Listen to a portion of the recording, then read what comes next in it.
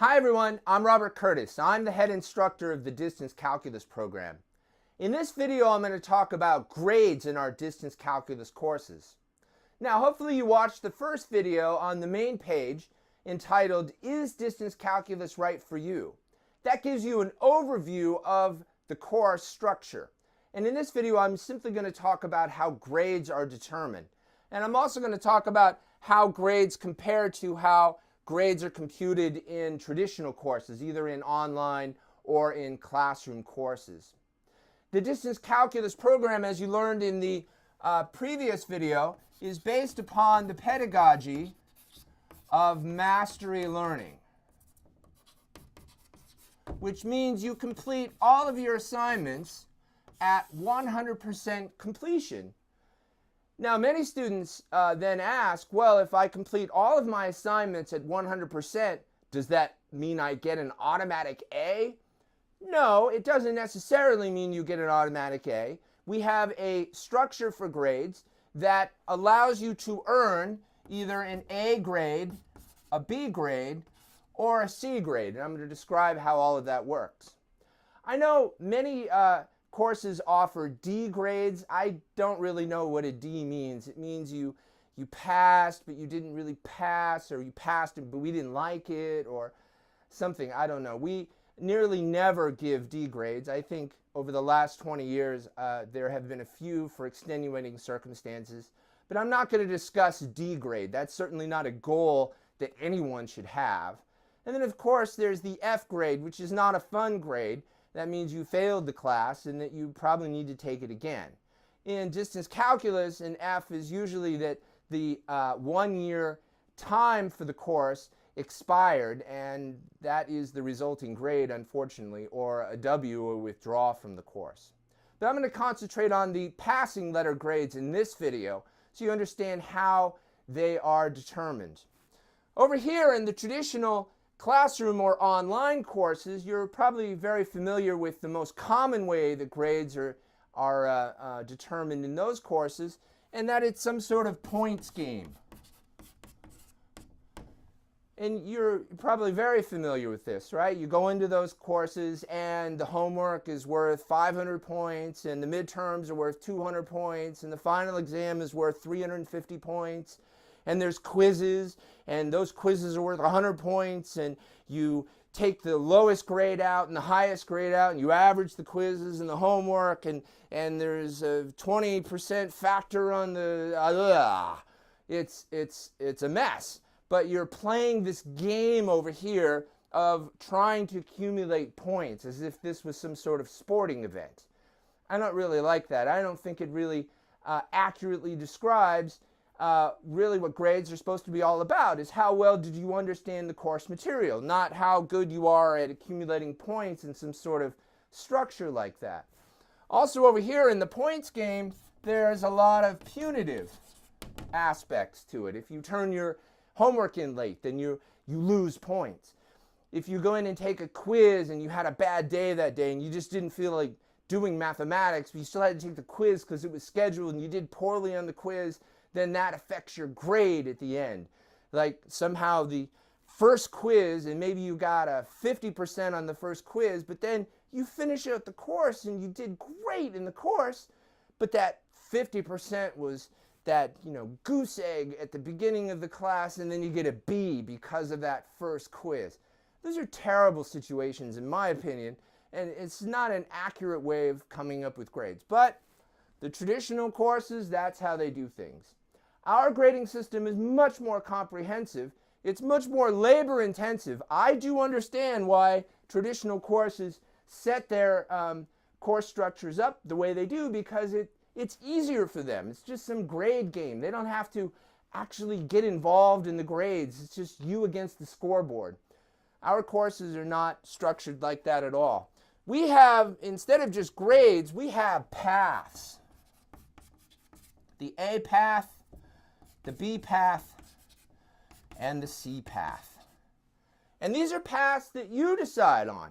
You decide if you want to be on the A path, or if you'd rather just be on the B path, or on the C path. And you can change between paths during the class, Most students don't. They maybe change once or maybe twice during the course, changing paths. Either they started on the C path because they want to finish more quickly, and they decide, hey, I'm doing pretty good with this, and they say, oh, I want to go up to the A path. That's fine. You can go up to the A path. And then there's some students who start on the A path and find out that it's much more challenging than they thought, and they have to finish the course by a certain deadline, and they decide, no, I'm just going to go back down to the C path, thank you very much, and I'll just finish the C path, which I can finish more quickly.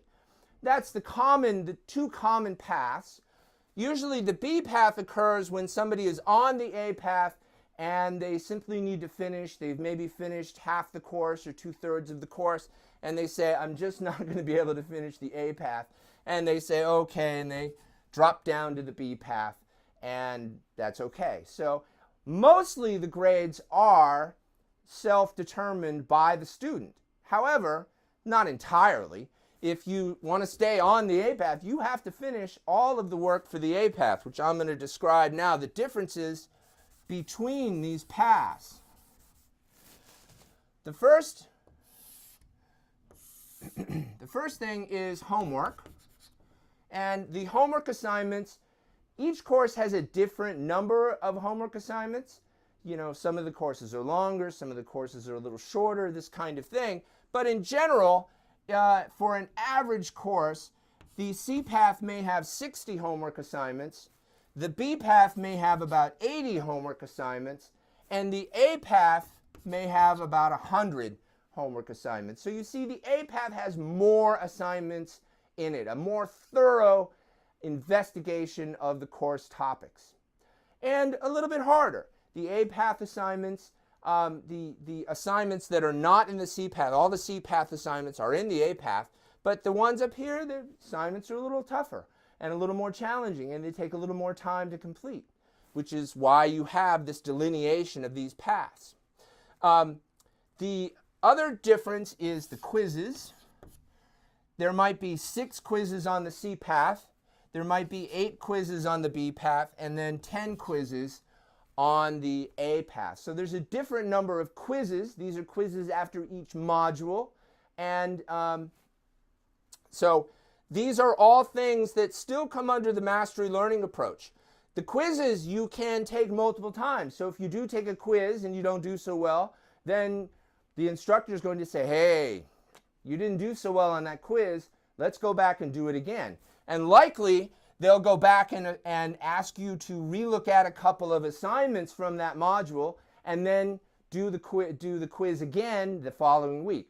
You know, different version of the quiz, not the same one, but a different version of the quiz for you to get 100%. So all of this is still completed at 100%. And the C path assignments, many students have the misconception that, well, I'm on the C path, so I only have to do the homework at 70%. No, that's not the way we work. You have a fewer number of assignments on the C path, but you need to complete all of them still at 100% completion.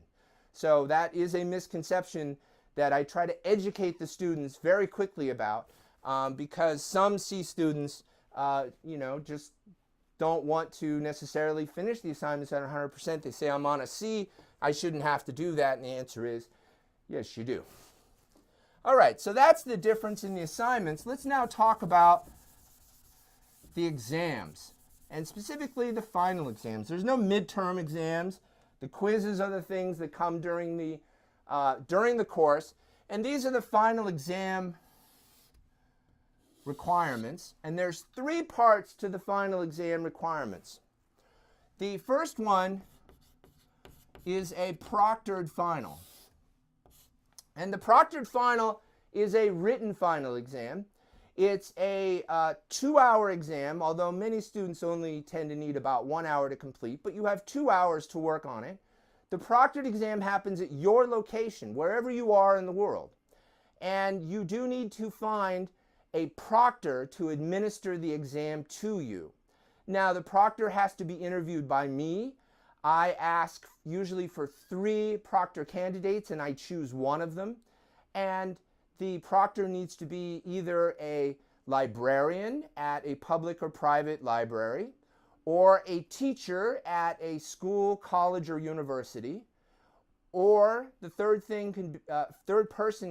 proctor can be an official at a house of worship, either a church, a mosque, a temple, along those lines. Someone who I can verify is trustworthy to administer the written exam to you to make sure that you are taking that written exam yourself and have a degree of honesty. And that is what the main part of the proctored exam is, to try to make sure that you completed all of the rest of the work for the course yourself. The proctored exam is not exceptionally difficult at all. It is rather medium to easy. It's not totally easy, but it's medium to easy in that range. It is a written exam. You don't have to have everything memorized. You can bring in a one-page sheet of notes, but you cannot use a computer. The proctored exam is meant to measure your manual calculations and overall understanding of the course material. And you do need to pass that proctored exam at 70% or higher for each of the grade paths. So you do need to pass that exam. Now, having said that it is on the medium to easier level, and you've completed all of this work for any of the paths in the course, almost all students find the proctored exam quite easy and reasonable, and passing it at 70% or higher is rather doable. Very few students have ever had troubles with the proctored exam. The only students who have ever really had troubles with the proctored exam are students who have completed the course or tried to complete the course dishonestly. And this is one of the reasons why we have the proctored exam. If you came in and did 80 assignments in the B path and 8 quizzes, and then you come in and take the proctored final and you get 5% on it, then we have an honesty problem. There was something going on where you were not completely honest with your coursework, and that's what the proctored exam is meant to find. The identification of proctors is not a hard process. Some students get concerned that they'll be able to find a proctor at their location, and you will be able to. Don't worry. Many colleges and universities now have exam centers. You could use one of those. There are private exam centers like Sylvan Learning and those kinds of companies, although they will charge you money to proctor your exam, which is not something we want to go after right away. There's lots of free options. The number one proctor location is a library, and the reference librarian being the proctor. All you do is walk up to the reference librarian and say, I'm taking a distance education course. I need to take a proctored final. Will you be my proctor? And almost always they say yes. Here's a form to fill out, and you get their information, and I check them out to make sure that they are a librarian at that library and make sure that there's going to be an honest situation. And then you come in to do your exam on the schedule that you make, and they'll put you into a room in the library and you're able to complete your exam. You give it back to that proctor. They send it to me, and that's the whole proctored exam portion of the final. The second part is the take-home. And I'm running out of space, so I'm going to write it like this, take-home. So there is a take-home exam portion of the final exam. And as you might expect, that take-home is something that you do at home. You can use the computer, you can use the software, you can use all of your homework from the course on that take-home exam. You get 24 hours to do that take-home exam. It is pretty challenging because it's expected you have a take-home exam. You shouldn't have any stress about it. You should be at home, relaxed, maybe in your pajamas, nice and relaxed, hopefully quiet, hopefully, the kids are in the next room, that kind of thing. But you have to do a take-home exam, and for the C path, there is one take-home exam, the C path exam. For the B path, there is also one take-home exam, the B path exam. But for the A path, there are 2 take-home exams. You'll take both the B path exam, and then if you pass it, then you get to go to the A path exam. And that is one of the main ways that students drop from an A path to a B path, is that they get to the end and the final exam situation kind of says, looks like you're on track for a B instead of an A. And students will ask, they'll finish that B final and they'll say, I'm stopping here. I'll stop with a B, thank you. It's okay. So there's 2 take-home exams. For the A path, they are both challenging. Of course, the A-level take-home exam is very challenging. And as expected, if you have done 100 assignments in your course and 10 quizzes, which is a lot of work, and you've done it all at 100% mastery level, and you then engage the A-level final exam, you should be ready for it, and you should be able to complete it. And students who are on that A path and they get to that A-level exam, it's very rewarding because they have learned a lot of material and they've really mastered it, and they hit that A-level exam and it feels good, and they're getting an A from earning it in this progressive way rather than trying to play the points game over here. Of course, the exam structure over here in the traditional courses is usually all about high stakes. Usually there's a final exam over here, just one final. There's not, grade level finals. It's just one final. It's in a classroom. It's by hand. There's no technology. And, you probably have to memorize a whole bunch of stuff and walk into that exam. And sometimes these exams can be 50% or more of your grade. You've got to just ace that exam in order to get an A or a B in a traditional course. That's a very high stakes exam, and then a lot of people, because of that, have a lot of math anxiety that they bring into that high stakes exam.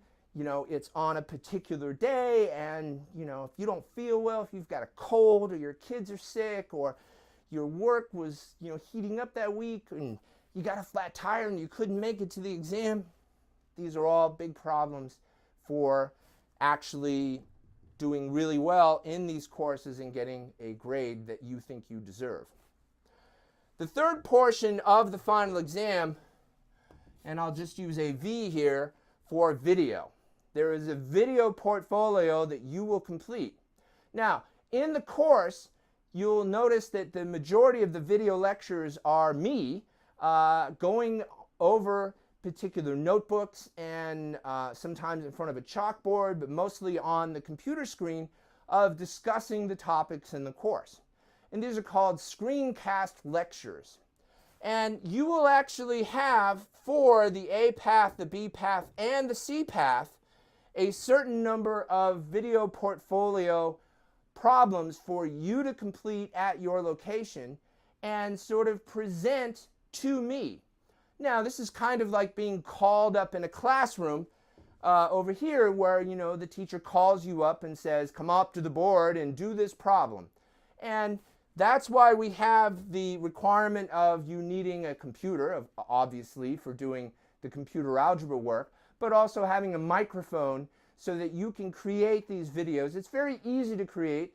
You just basically turn on this software from a website and it starts recording the screen and it records your microphone. And down here in the C path, you'll have about 3 videos that you need to make, which are problems, and you're going to basically have 5 minutes or 10 minutes to describe and really show me, the instructor, that you really learn the materials in the course. It's this wonderful way of, I really learned what a derivative is, or I really learned what an integral is, or I really learned, the Stokes theorem from vector calculus.